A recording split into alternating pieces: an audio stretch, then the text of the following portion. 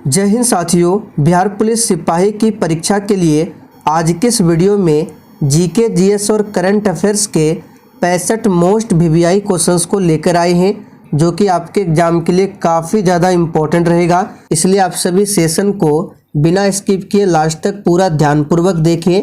और साथियों, जितने भी नए अभ्यर्थी हैं जो कि चैनल पर पहली बार आए हैं, आप लोग क्लास टाइमिंग को नोट कर लीजिए।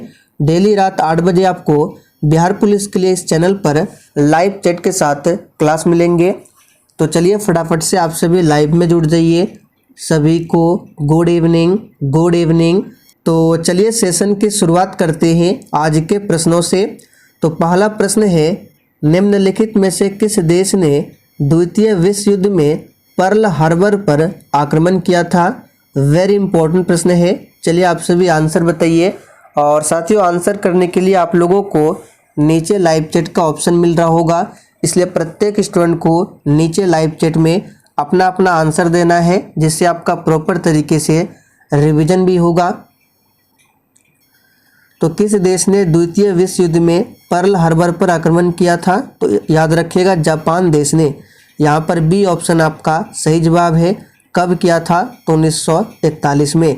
द्वितीय विश्व युद्ध की शुरुआत कब होती है? तो 1939 में। और समाप्त कब होती है? तो 1945 में। सभी को ध्यान रखेंगे। चलिए आगे देखिए, ब्रिक्स शिखर सम्मेलन 2023 की मेजबानी कौन सा देश करेगा? चलिए दूसरे प्रश्न के लिए आंसर बताएंगे। ये करंट अफेयर्स के प्रश्न है और आज के इस वीडियो में जीके, जीएस और करंट अफेयर्स के 65 वीवीआई प्रश्नों को कवर करेंगे, इसलिए पूरा सेशन को देखें। तो साथियों, ब्रिक्स सम्मेलन 2023 की मेजबानी जो है ये करेगा कौन? तो दक्षिण अफ्रीका। यहाँ पर बी ऑप्शन आपका सही जवाब है। अब यहाँ पे देखिए ब्रिक्स है, तो ब्रिक्स की बात करें तो BRICS, इसकी स्थापना कब होती है? तो 2009 में ब्रिक्स की स्थापना होती है। ध्यान रखेंगे, ब्रिक्स में टोटल कितने देश है पूछा जाता है। तो देखिए, बी से ब्राज़ील हो गया, आर से रूस हो गया, आई से इंडिया हो गया, सी से चाइना हो गया, और लास्ट में जो एस है इसका मतलब होता है साउथ अफ्रीका। ये सबसे बाद में जुड़ा है। कब जुड़ा है? तो याद रखिएगा, ये 2010 में जुड़ा है साउथ अफ्रीका। पहले था ब्रिक, लेकिन बाद में ब्रिक्स बन गया, जो कि साउथ अफ्रीका 2010 में जुड़ा है। तो सभी पॉइंट को ध्यान रखेंगे। चलिए आगे देखिए, वित्त आयोग क्या है? बिल्कुल आपको सोच समझकर आंसर बताना है। वित्त आयोग क्या है? तो यहाँ पर तीसरे प्रश्न का आंसर जो भी बच्चे लाइव चैट में ऑप्शन बी बता रहे हैं, आपका बिल्कुल सही जवाब है। ये एक प्रकार का संवैधानिक संस्था है। क्यों है? क्योंकि वित्त आयोग का उल्लेख मिलता है संविधान के अनुच्छेद 280 में। ध्यान रखेंगे। और साथियों, इस क्लास के बाद अभी रात 8:30 बजे रुक्मणी प्रकाशन के बुक से प्रैक्टिस सेट चलेगा। फिर रात 9 बजे किरण पब्लिकेशन के बुक से रिवीजन क्लास चलेगा।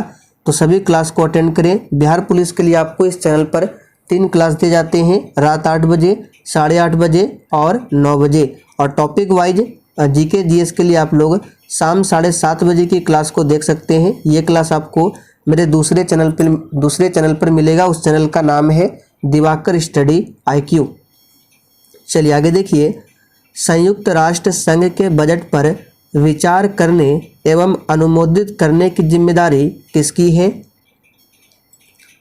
चलिए चौथे प्रश्न के लिए फटाफट से आंसर कीजिए, और उस चैनल का लिंक आपको इसी वीडियो के नीचे डिस्क्रिप्शन बॉक्स में मिल जाएगा। तो देखिए, संयुक्त राष्ट्र संघ की बात करें, इसकी स्थापना होती है 24 अक्टूबर 1945 को। और इसका हेड क्वार्टर कहाँ पर है? तो याद रखिएगा, न्यूयॉर्क में संयुक्त राष्ट्र संघ का हेड क्वार्टर है। तो इसके बजट पर विचार करने एवं अनुमोदित करने की जिम्मेदारी किसकी है? तो याद रखिएगा, महासभा की।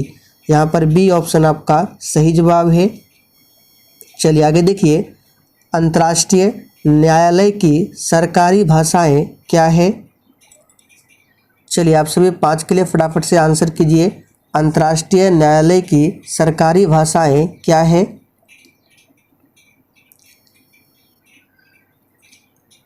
तो यहाँ पर 5वें प्रश्न का आंसर जो भी बच्चे लाइव चैट में फ्रेंच तथा अंग्रेजी बता रहे हैं, आपका बिल्कुल सही जवाब है। अंतर्राष्ट्रीय न्यायालय की बात करें तो इसकी स्थापना होती है 1946 में। और अंतर्राष्ट्रीय न्यायालय का हेडक्वार्टर कहाँ पर है? नीदरलैंड के द हेग में है। ये सभी प्रश्न पूछा जाता है, ध्यान रखेंगे। नीदरलैंड की राजधानी कहाँ है? तो एम्स्टर्डम है। चलिए आगे देखिए, पुस्तक ऑन कंट्राडिक्शन के लेखक कौन है? चलिए 6 के लिए फटाफट से आंसर कीजिए। पुस्तक ऑन कंट्राडिक्शन के लेखक कौन है? तो यहाँ पर छठे प्रश्न का आंसर क्या होगा? तो माओ त्से तुंग। याद रखिएगा, पुस्तक ऑन कंट्राडिक्शन के लेखक कौन है? माओ त्से तुंग है। तो यहाँ पर बी ऑप्शन आपका सही जवाब है। नोबेल पुरस्कार प्राप्त करने वाली प्रथम भारतीय महिला कौन है? चलिए 7 के लिए आंसर बताएंगे फटाफट से। नोबेल पुरस्कार प्राप्त करने वाली प्रथम भारतीय महिला कौन है?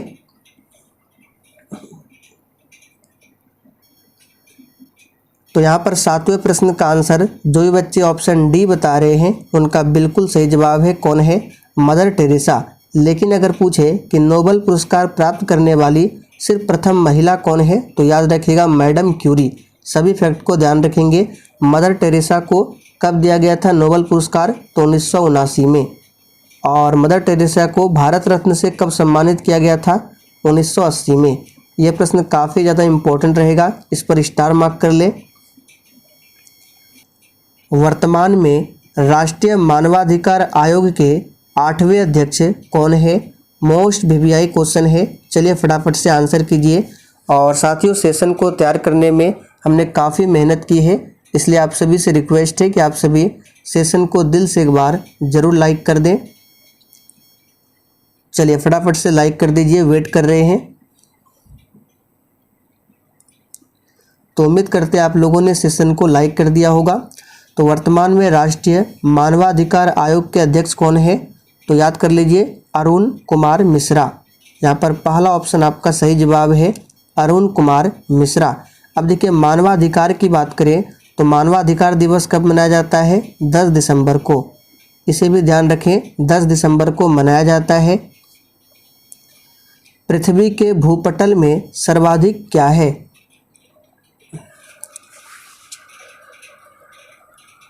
चलिए 9 के लिए आंसर बताएंगे। पृथ्वी के भूपटल में सर्वाधिक क्या है? देखिए यहाँ पे तत्व या फिर धातु नहीं पूछा गया है, सिर्फ आपको ऑप्शन के अकॉर्डिंग आंसर करना है। इन चारों ऑप्शन में से पृथ्वी के भूपटल में सर्वाधिक क्या है? तो देखिए एल्युमिनियम तो होगा नहीं, क्योंकि ऑक्सीजन दिया हुआ है ऑप्शन में। तो यहाँ पर सही जवाब होगा ऑक्सीजन है सबसे अधिक। और ब्रह्मांड में पूछे सबसे अधिक कौन सी गैस है? तो याद रखिएगा हाइड्रोजन ब्रह्मांड में सबसे अधिक है। भारत की पहली महिला फाइटर पायलट कौन बनी है? देखिए पहली महिला है, तो ये प्रश्न आप लोगों के लिए काफ़ी ज़्यादा इम्पोर्टेंट रहेगा। चलिए 10 के लिए आंसर कीजिए। भारत की पहली महिला फाइटर कौन बनी है? तो यहाँ पर 10 का आंसर हो जाएगा शिवांगी सिंह। याद रखिएगा, शिवांगी सिंह जो है ये भारत की पहली महिला फाइटर पायलट बनी है।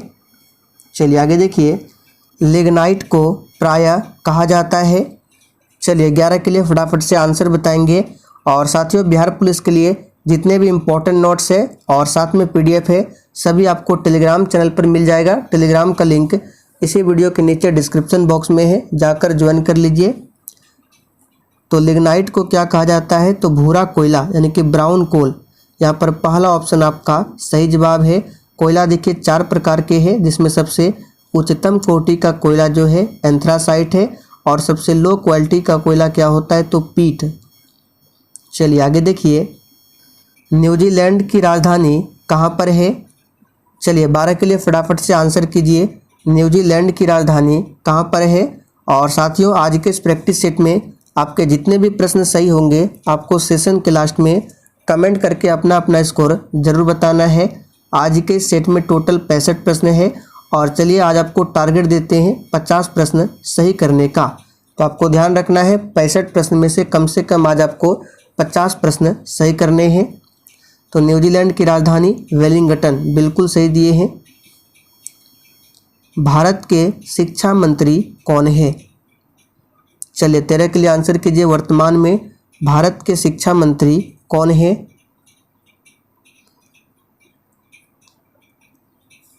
तो यहाँ पर जो भी बच्चे ऑप्शन ए बता रहे हैं उनका बिल्कुल सही जवाब है धर्मेंद्र प्रधान भारत के शिक्षा मंत्री है।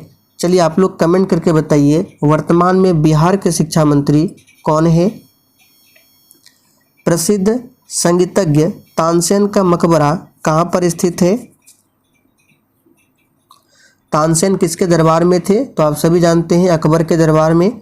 और प्रसिद्ध संगीतज्ञ तानसेन का जो मकबरा है ये ग्वालियर में है। तो यहाँ पर बी ऑप्शन आपका सही जवाब है, ग्वालियर में। चलिए आगे देखिए, विश्व में कोयला उत्पादन में अग्रणी देश कौन सा है? चलिए 15 के लिए आंसर कीजिए फटाफट से। विश्व में कोयला उत्पादन में अग्रणी देश कौन सा है? तो यहाँ पर 15 का आंसर क्या हो जाएगा? चाइना। चाइना जो है कोयला उत्पादन में सबसे अग्रणी देश है। और भारत में पूछे सबसे आगे कौन है कोयला उत्पादन में, तो पहले झारखंड था, लेकिन वर्तमान रिपोर्ट की बात करें तो वर्तमान में भी छत्तीसगढ़ आगे निकल चुका है। तो ऑप्शन के अकॉर्डिंग आपको आंसर करना होगा। अगर ऑप्शन में छत्तीसगढ़ ना मिलता है तो ऑप्शन आप झारखंड को दे सकते हैं, लेकिन अगर ऑप्शन में छत्तीसगढ़ भी रहे तो आपको आंसर करना होगा छत्तीसगढ़। चलिए आगे देखिए, मुख्यमंत्री भिक्षावृत्ति निवारण योजना किस राज्य सरकार की पहल है?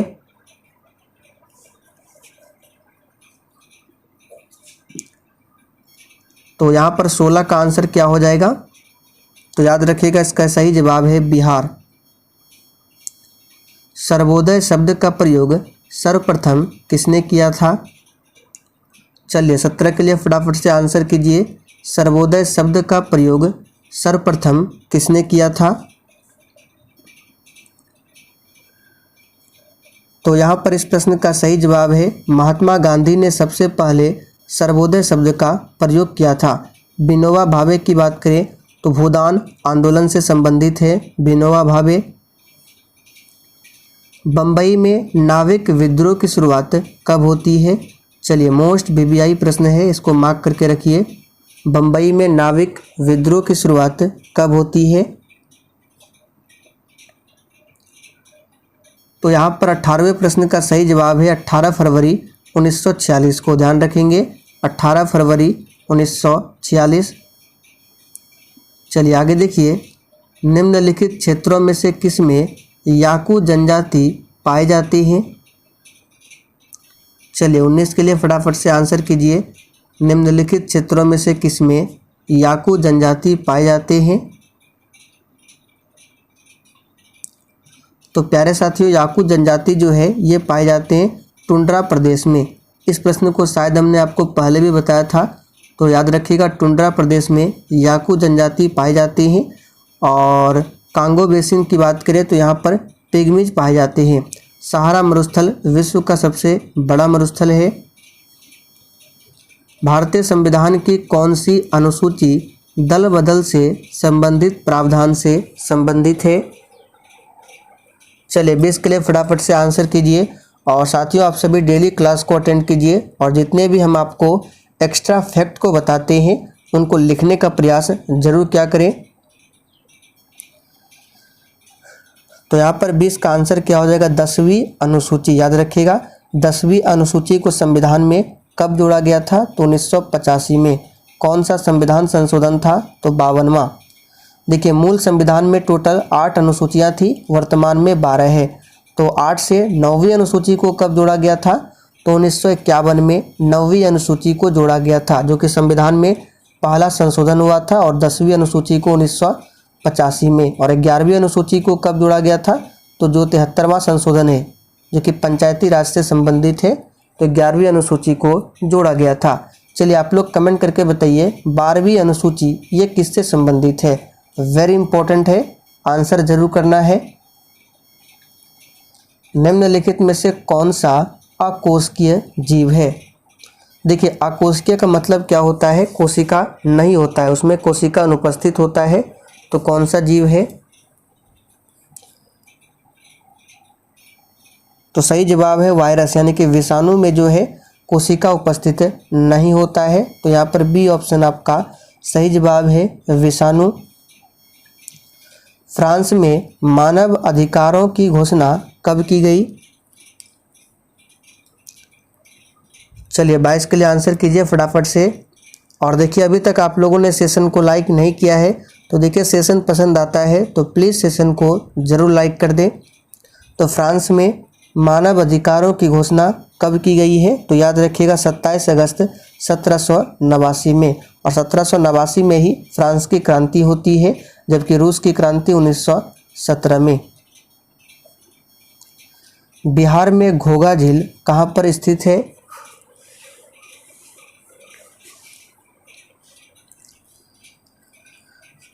तो प्यारे साथियों, बिहार में घोघा झील जो है ये कटिहार में स्थित है, याद रखिएगा।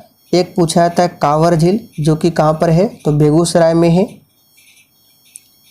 निम्नलिखित में से कौन सा प्रोटीन रक्त का थक्का बनाने में मदद करता है?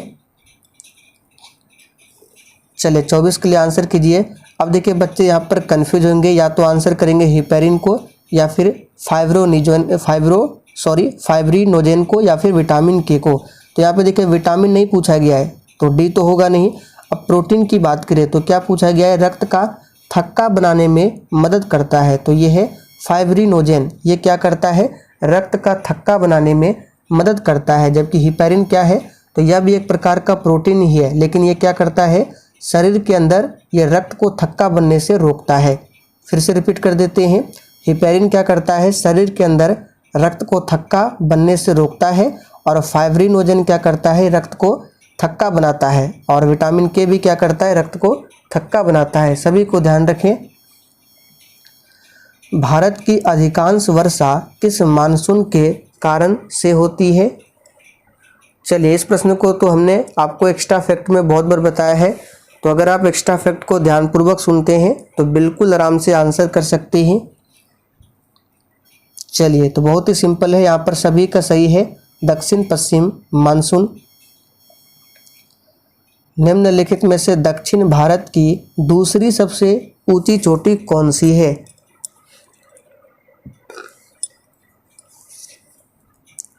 चलिए आंसर कीजिए, दक्षिण भारत की दूसरी सबसे ऊंची चोटी कौन सी है? तो याद रखिएगा ये है दोदा बेटा, जो कि नीलगिरी की सबसे ऊंची चोटी है दोदा बेटा, लेकिन दक्षिण भारत की दूसरी सबसे ऊंची चोटी है। गुरु शिखर की बात करें तो अरावली पर्वत श्रेणी की ये सबसे ऊंची चोटी है।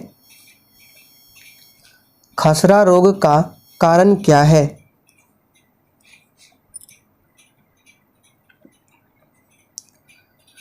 तो खसरा रोग का कारण क्या होगा? विषाणु है, सी ऑप्शन सही है।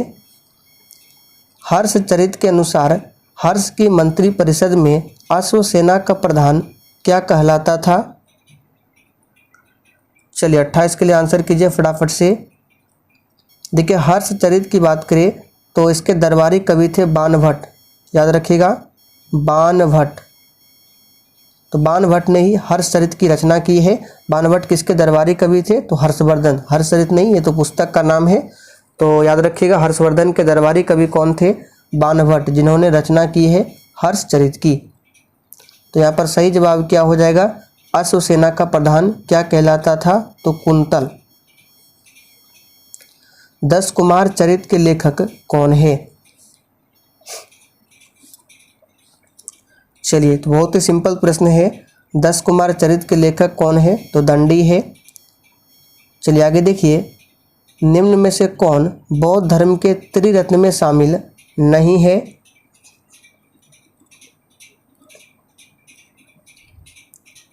तो बौद्ध धर्म के त्रिरत्न हमने आपको पहले भी बताया था, बुद्ध, धम्म और संघ है। सम्यक दर्शन नहीं है तो ये शामिल नहीं है। चलिए आगे देखिए, जैन धर्म में 5वां महाव्रत ब्रह्मचर्य किस तीर्थंकर ने जोड़ा था? तो देखिए जैन धर्म में जो महाव्रत ब्रह्मचर्य है ये अहिंसा है, सत्य है, अपरिग्रह है, आस्तेय है और लास्ट में क्या है? ब्रह्मचर्य। तो लास्ट में जो 5वां ब्रह्मचर्य है किसने जोड़ा था? तो याद रखिएगा महावीर। याद रखिएगा ब्रह्मचर्य क्या है? तो 5वां महाव्रत है और इसको जोड़ा था महावीर स्वामी ने। और इससे पहले 4 जो महाव्रत है, अहिंसा, सत्य, अपरिग्रह और आस्तेय, ये जोड़ा है किसने? तो जैन धर्म के 23वें तीर्थंकर पार्श्वनाथ ने। जैन धर्म में टोटल 24 तीर्थंकर हुए हैं। आखिरी तीर्थंकर का नाम महावीर है, पहले तीर्थंकर का नाम ऋषभदेव है, 23वें तीर्थंकर का नाम पार्श्वनाथ है। सभी को ध्यान रखें। तो सही जवाब है महावीर। इनमें से कौन सी पुस्तक भारत के पूर्व राष्ट्रपति प्रणब मुखर्जी द्वारा लिखी गई है?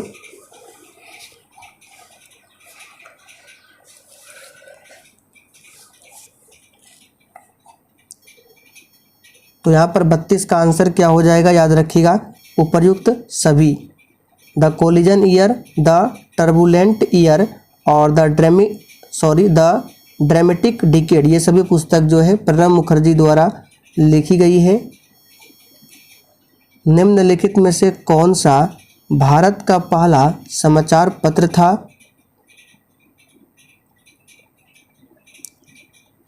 तो प्यारे साथियों, भारत का पहला समाचार पत्र था कौन? बंगाल गजट, याद रखिएगा। और बंगाल गजट को शुरू किसने किया था? जेम्स ऑगस्टस हिक्की ने। हाल ही में केंद्र सरकार ने राजपथ का नाम बदलकर क्या रखा है? चलिए 34 के लिए आंसर कीजिए फटाफट से। हाल ही में केंद्र सरकार ने राजपथ का नाम बदलकर क्या रखा है? तो साथियों इसका सही जवाब है कर्तव्य पथ रखा है। हमारे देश में प्रमुख वनस्पति कौन सी है?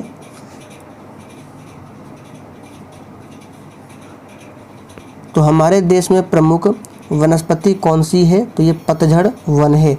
यहाँ पर पहला ऑप्शन सही है।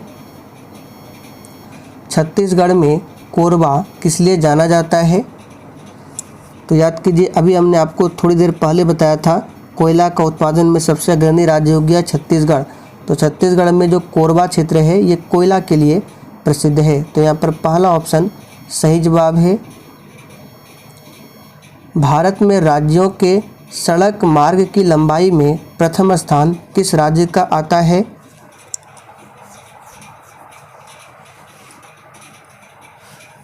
तो प्यारे साथियों, सड़क मार्ग की लंबाई में प्रथम स्थान जो आता है महाराष्ट्र राज्य का।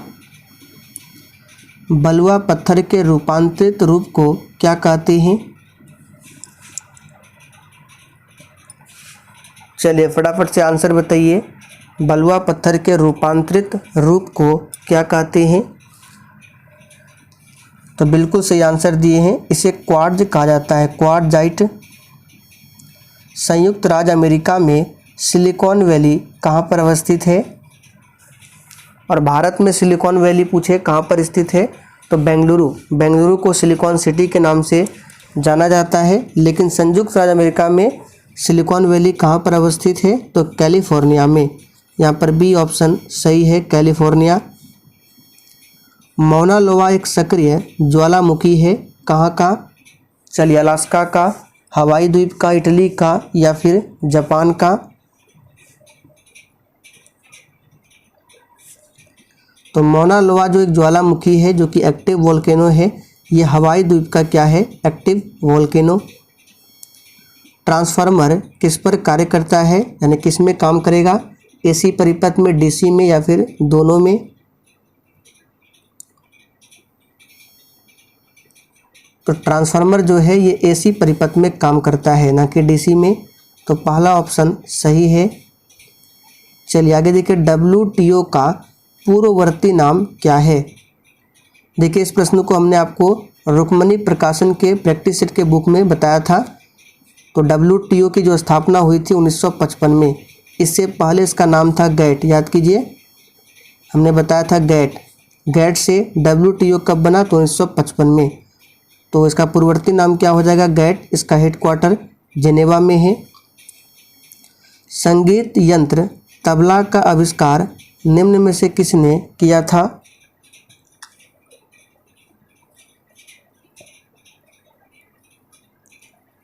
तो यहाँ पर इसका सही जवाब है अमीर खुसरो, जिसको भारत का तोता ए हिंद के नाम से जाना जाता है।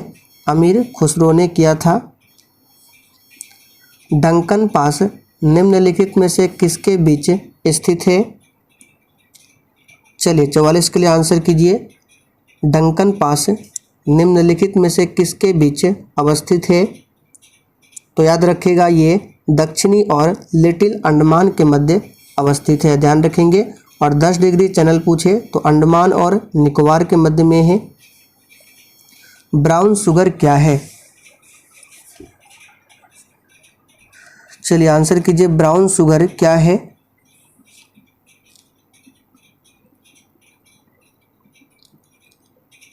तो यहाँ पर 45 का आंसर क्या हो जाएगा? बी ऑप्शन, एक मादक द्रव्य है। किस क्षेत्र में अधिकांश मौसम संबंधी गतिविधियाँ होती है? देखिए ये सभी वायुमंडल के परत है। वायुमंडल में टोटल 5 परत है, जिसमें सबसे निचली परत यानी पहली परत का नाम आता है क्षोभ मंडल। इसी में मौसम संबंधी सारी घटनाएं घटित होती हैं, तो आंसर आपका क्षोभ मंडल होगा। इसके बाद आता है ऊपर समताप मंडल, और इसी समताप मंडल में हवाई जहाज उड़ते हैं और इसके अलावा जो ओजोन लेयर है इसी समताप मंडल में पाया जाता है, तो याद रखेंगे। तो आंसर क्या होगा? क्षोभ मंडल। सॉरी, यहाँ पे देखिए बी ऑप्शन में क्षोभ मंडल दिया हुआ है, ये क्षोभ सीमा है, आंसर बी होगा क्षोभ मंडल। कोशिका झिल्ली किसकी बनी होती है?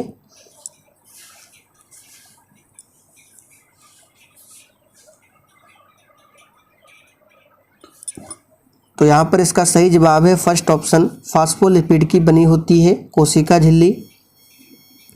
भारतीय संविधान सभा की संघीय शक्ति समिति के अध्यक्ष कौन थे?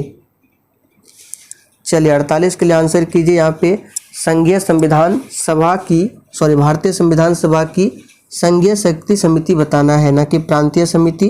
प्रांतीय समिति पूछे तो सरदार वल्लभ भाई पटेल होगा, लेकिन संघीय शक्ति समिति पूछे तो पंडित जवाहरलाल नेहरू और डॉक्टर भीमराव अंबेडकर। प्रारूप समिति, जिसको ड्राफ्टिंग कमेटी कहा जाता है। निम्न में से कौन भारत का सबसे ऊंचा जलप्रपात है?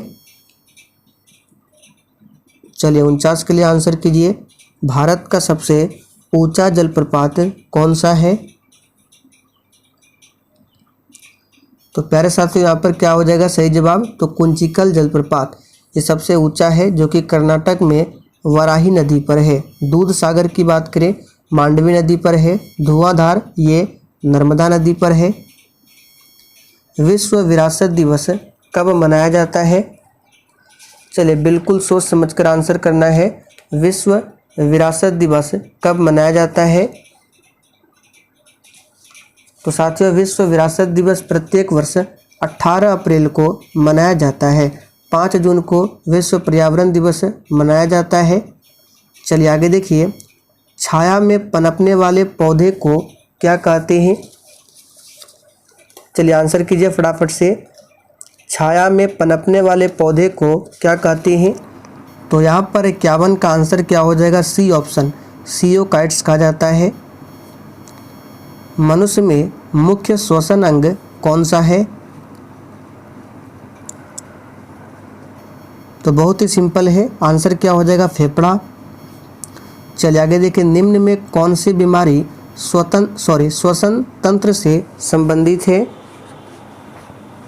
चलिए आंसर कीजिए, कौन सी बीमारी श्वसन तंत्र से संबंधित है? तो याद रखिएगा ये है कौन सी?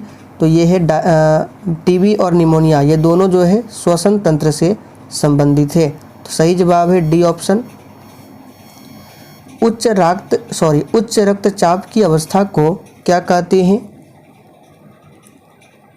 चलिए रक्तचाप यानी कि ब्लड प्रेशर याद रखिएगा, और सामान्य मनुष्य के लिए ब्लड प्रेशर होता है 120/80, इसे भी ध्यान रखेंगे। तो यहाँ पर आंसर क्या हो जाएगा? 54 का। तो सही जवाब है सी ऑप्शन, हाइपरटेंशन। मछलियों में उत्सर्जी पदार्थ क्या है? तो प्यारे साथियों मछलियों में जो उत्सर्जी पदार्थ है ये क्या है? तो अमोनिया, जिसका फॉर्मूला होता है NH3। आगे देखिए, पौधे में आवश्यकता से अधिक जल किस प्रक्रिया द्वारा बाहर निकल जाते हैं? तो बहुत ही सिंपल है, वाष्पोत्सर्जन की प्रक्रिया से। निम्न में से किसे प्रकाश संश्लेषी अंगक कहते हैं? चलिए 57 के लिए आंसर कीजिए। किसे प्रकाश संश्लेषी अंगक कहते हैं? तो याद रखिएगा ये बोला जाता है पत्ती को। पौधे में गैसों का आदान प्रदान के लिए क्या होता है? जड़, रंध्र, टहनी या फिर तना? तो ये प्रश्न भी सिंपल है, इसका सही जवाब है रंध्र होता है। भोजन का पाचन किस प्रकार की अभिक्रिया है? ये प्रश्न इंपॉर्टेंट रहेगा, इसको स्टार मार्क कर ले। भोजन का पाचन किस प्रकार की अभिक्रिया है? तो याद कर लीजिए अभी इसको, ये कौन सी अभिक्रिया है? तो अपचयन की अभिक्रिया है। प्रथम जैन संगति जिसकी अध्यक्षता स्थूलभद्र ने की थी का आयोजन कहाँ पर हुआ था?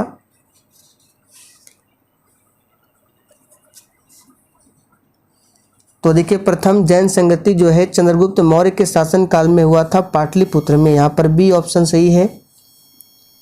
ऐतिहासिक स्रोत के अनुसार मगध का प्रथम वंश क्या था?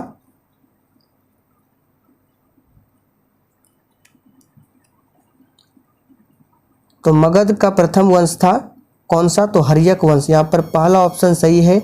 हर्यक वंश के संस्थापक कौन थे? तो बिंबिसार, याद रखिएगा।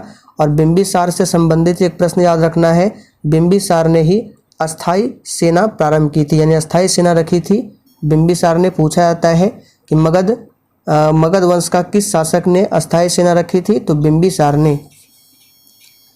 अशोक के किस अभिलेख से उसे प्रियदर्शी कहा गया है? तो ये कहा गया है भावरू अभिलेख में। मिथिला का स्वर्ण युग किस वंश के शासनकाल को कहते हैं? तो इसका सही जवाब है कर्नाट वंश के शासनकाल को कहा जाता है मिथिला का स्वर्ण युग। कर्नाट वंश के संस्थापक कौन थे? तो नान्यदेव थे। बिहार में सर्वप्रथम किस यूरोपीय कंपनी का आगमन हुआ था? तो इसका सही जवाब क्या होगा? तो याद रखिएगा पुर्तगालियों का। चलिए आखिरी प्रश्न है, रेगुलेशन 13 किस विद्रोह से संबंधित है? तो ये किससे संबंधित है? तो कोल विद्रोह से संबंधित है। सही जवाब है सी ऑप्शन, कोल विद्रोह। तो चलिए साथियों आज के लिए इतना ही। अगर आपको आज का सेशन थोड़ा बहुत भी पसंद आया हो तो जाते जाते आप सभी सेशन को एक लाइक जरूर कर दें। और आज का सेशन आपको कैसा लगा कमेंट करके भी बताना है।